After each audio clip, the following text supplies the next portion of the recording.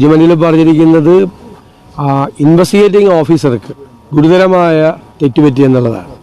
കാരണം ഇത് ദൃക്സാക്ഷികളില്ലാത്ത കേസാണ്. ദൃക്സാക്ഷികളില്ലാത്ത കേസുകളിൽ സാധാരണ സാഹചര്യ തെളിവുകളും ശാസ്ത്രീയമായ തെളിവുകളുമാണ് ശേഖരിക്കേണ്ടത്. ഇപ്പോൾ ശാസ്ത്രീയമായ തെളിവുകൾ ശേഖരിക്കുന്നതിൽ ഇൻവെസ്റ്റിഗേഷൻ പരാജയപ്പെട്ടു. അതായത് സാധാരണ തൂങ്ങി മരിച്ചാൽ പോലും കിട്ടുന്ന തെളിവുകൾ പോലും ഇത് പീഡിപ്പിച്ച് തൂക്കിക്കൊന്നതായിട്ട് പോലും ആവശ്യമായിട്ടുള്ള ഫോറൻസിക് തെളിവുകൾ ശേഖരിച്ചിട്ടില്ല.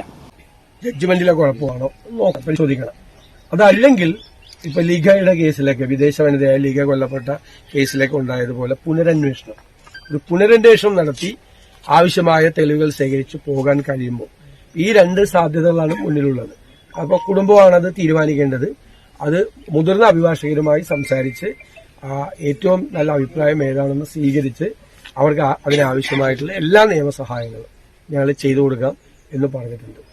ഇതിനൊരു രാഷ്ട്രീയ പശ്ചാത്തലം കൂടി ഉണ്ടായിരുന്നു. ഈ കേസ് ഏതെങ്കിലും തരത്തിൽ അട്ടിമറിക്കപ്പെടാനുള്ള ഒരു സാധ്യത ഉണ്ടെന്നുള്ള ആരോപണം നേരത്തെ തന്നെ ഉയർന്നിരുന്നു. ഈ വിധിക്ക് പിന്നാലെ അതിനൊന്നുകൂടി മൂർച്ച കൂടുകയാണ്. അല്ല, തീർച്ചയായിട്ടും അതിലൊരു അടിസ്ഥാനമുണ്ട്. കാരണം ഈ വാളയാർ കേസിൽ ഞാൻ തന്നെ മുഖ്യമന്ത്രിക്ക് അന്ന് ഇവിടെ വന്നതിന് ശേഷം കൊടുത്ത കത്തിൽ വാളയാർ കേസിനെ സംഭവിച്ചത് ഇതിൽ സംഭവിക്കരുത് എന്ന് അതിൽ റിക്വസ്റ്റ് ചെയ്ത് തന്നെയാണ് ഇപ്പോൾ അവരെ കാണിച്ചതാണ്. ആ കത്താണ് അവരുടെ കയ്യിലുണ്ട്.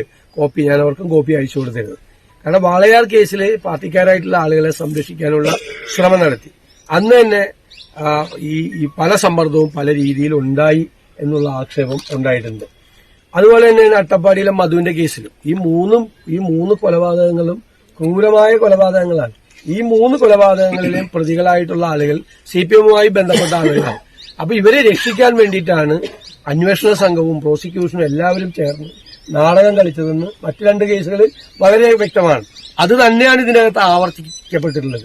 കാരണം ഒരു പെൺകുട്ടി, ഇവരെല്ലാം പാവപ്പെട്ട ആളുകളാണ്. അട്ടപ്പാടിയിലെ മധുവാണെങ്കിലും വാളയാറിലെ സഹോദരങ്ങളാണെങ്കിലും 9 വയസ്സും 13 വയസ്സുള്ള പെൺകുട്ടികളാണ്. ഏറ്റവും വളരെ പാവപ്പെട്ട പശ്ചാത്തലത്തിൽ ജീവിക്കുന്ന ആളുകളാണ്. അവരുടെ കേസ് വരുമ്പോൾ ഇത്ര ഗൗരവത്തോടു കൂടിയാണോ, ഇത്ര ലാഘവത്തോടു കൂടിയാണോ, ഒരു ഗൗരവമില്ലാതെയാണോ പ്രോസിക്യൂഷൻ കേസ് കൈകാര്യം ചെയ്തതെന്നുള്ള ചോദ്യം ഉയരുന്നുണ്ട്. ഈ കേസിൽ ഗൗരവതരമായ ആരോപണം അന്ന് തന്നെ ഉണ്ടായിരുന്നു. SC/ST ആക്ടിന്റെ പ്രൊവിഷൻ വെച്ചുകൊണ്ട് ഇത് ചെയ്യണമെന്ന് പറഞ്ഞത്. അത് ചെയ്തിരുന്നെങ്കിൽ കുടുംബത്തിന് ധനസഹായങ്ങളും കിട്ടുമായിരുന്നു. ഞാനും മുഖ്യമന്ത്രിക്ക് കത്തെഴുതിയാണ് അതൊന്ന് പെടുത്തണം. ഇപ്പോ കൊലക്കേസിൽ പെടുത്തിയിരിക്കുന്ന കേസിൽ SC/ST അട്രോസിറ്റീസ് ആക്ട് പെടുത്തിയ എന്താ സംഭവിക്കാൻ പോണ? 302 ഉണ്ടല്ലോ, ഓൾറെഡി ഉണ്ടല്ലോ. IPC-യുടെ 302 വകുപ്പ് ഉള്ള സ്ഥലത്ത് SC/ST-യുടെ ആ വകുപ്പ് കൂടി, അട്രോസിറ്റീസ് ആക്ടിന്റെ ഒരു വകുപ്പ് കൂടി ചേർത്തിരുന്നുവെങ്കിൽ ആ കുടുംബത്തിന് എന്തെങ്കിലും ഒരു സഹായമെങ്കിലും ആ കുടുംബത്തിന് കിട്ടുമായിരുന്നു. അത് കിട്ടാൻ പോലുള്ള സാധ്യത പോലും ഇല്ലാതാക്കി. അപ്പോൾ ഇവിടെ കുറെ പേര് സമ്മർദ്ദം ചെലുത്തി അന്ന് അത് പാടില്ല എന്നൊക്കെ കൊടുക്കും.